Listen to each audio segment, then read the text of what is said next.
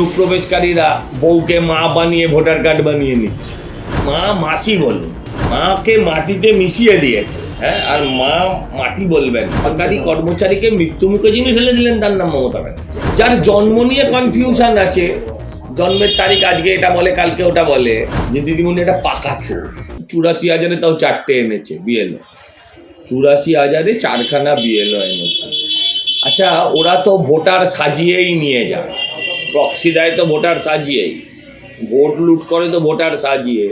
আপনি দেখতে পাচ্ছেন না গত কয়েকদিন ধরে, হ্যাঁ আপনারা দেখছেন না যে অনুপ্রবেশকারীরা বউকে মা বানিয়ে ভোটার কার্ড বানিয়ে নিচ্ছে।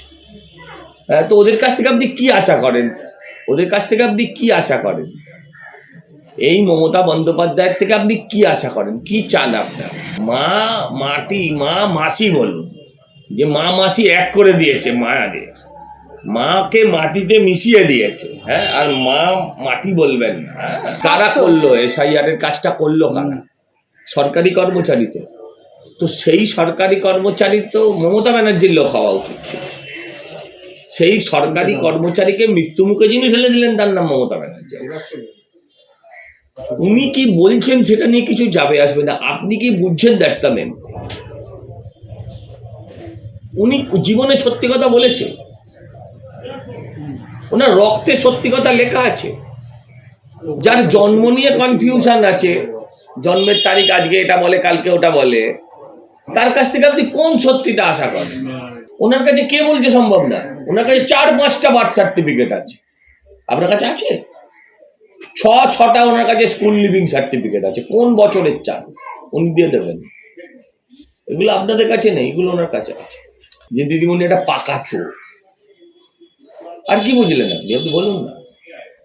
ওদের ক্যাম্পে গেলে আপনার বার্থ সার্টিফিকেট তৈরি হয়ে যাবে, ওদের ক্যাম্পে গেলে আপনার আধার কার্ড তৈরি হয়ে যাবে, ওদের ক্যাম্পে গেলে আপনার ভোটার কার্ড তৈরি হয়ে যাবে। ওদের ক্যাম্পে গেলে আসলে শেষ অবধি দেশ ছাড়তে হবে। দেখছেন তো যারা ওদের ক্যাম্পে গেছিল তাদের কি অবস্থা হচ্ছে।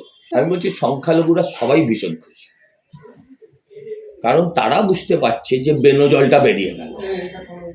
তারা বুঝতে পারছে বদরক্ত শরীর থেকে কিছুটা কমলো। আমি তখন ছোট ছিলাম,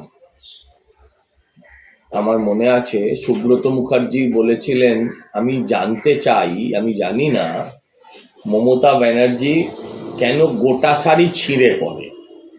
যেমন উনিও জানেন না, সেরকম স্বয়ং বিষ্ণু তিনিও জানেন না তার কখন জেন্ডার চেঞ্জ হয়, ট্রান্সজেন্ডার করে দিলেন, তিনিও জানেন না। সেরকম আমরাও কেউ জানি না ওনার কখন কি ইচ্ছে হয়, কখন কি বলতে হয়, কখন কি করতে হয়। কি করে বলবো ওনার কেন মনে হলো সাজিয়ে লোক পাঠাতে হবে? উনিই জানেন আর ভাইপো জানেন। আমি কি করে বলবো? দল তো আমি অনেকদিন আগেই ছেড়ে দিয়েছি। ওর বাড়িতে যে ভাঙন তুমুল সেটা আমরা জানি। গতবার তো ধরুন রতনদা বলে একজন থাকতেন, রতন মালাকার, অত্যন্ত ভদ্রলোক, দীর্ঘদিনের কাউন্সিলর মমতা ব্যানার্জির নিজের অঞ্চলে, নিজের গলিতে। লাস্টে নিজের ভাইয়ের কে থামাতে, তার মানে ভাই তো চলে গেছিল বিজেপিতে, হ্যাঁ, এক পা দিয়ে উঠে পড়েছিল, হ্যাঁ, তো নিজের ভাইকে থামাতে রতন মালাকারের মতন লোককে সরিয়ে দিয়ে কাজরি বন্দ্যোপাধ্যায়কে কাউন্সিলর করতে হয়েছে। হ্যাঁ, আচ্ছা আপনি বলুন তো, মমতা বন্দ্যোপাধ্যায় বাড়িতে ধাক্কাটা মেরে রক্তটা কে বার করে দিয়েছিল? কোন ভদ্রলোক? আপনার মায়ের যদি মাথা ফেটে যায় আপনি সেলফি তুলে পোস্ট করবেন ফেসবুকে আগে? মমতা ব্যানার্জি বাংলার একজন মুখ্যমন্ত্রী, তার একটা এত বড় ইমেজ, তার বাড়িতে তিনি কুচবিহাইন্ড হয়েছেন, ওখানকার সুপার বলেছিলেন, পিজির সুপার, পরে যদিও পাল্টি খেতে হয়েছিল তাকে চাপে পড়ে, কিন্তু সত্যি তো আর লুকোনো যাবে না, সেটা তো সেই কাগজ তো বেরিয়ে গেছিল। তো এই কুচবিহাইন্ড হওয়া মমতা ব্যানার্জি কেন হলো, কার হাতে হলো, ভাইপো করলো না ভাই করলো, কি করে বলবো? ত্যায্য ভাই করতে হয়।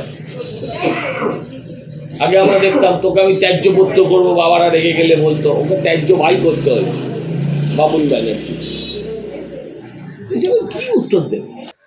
রাজনৈতিক প্রতিহিংসা, কোন রাজনৈতিক প্রতিহিংসার মধ্যে এসআইআর এর মধ্যে রাজনৈতিক প্রতিহিংসা আছে আপনি আমায় বলতে পারেন? সেক্ষেত্রে হিন্দু মুসলিমের বিষয় এখানে উঠে আসছে। আচ্ছা, কত হিন্দুর নাম বাদ যাবে জানেন এসআইআর এ? প্রচুর হিন্দু ছিলেন, যাদের বিহারেও নাম ছিল, উত্তরপ্রদেশেও নাম ছিল, এই রাজ্যেও নাম ছিল, তাদের নামও তো কাটা যাবে।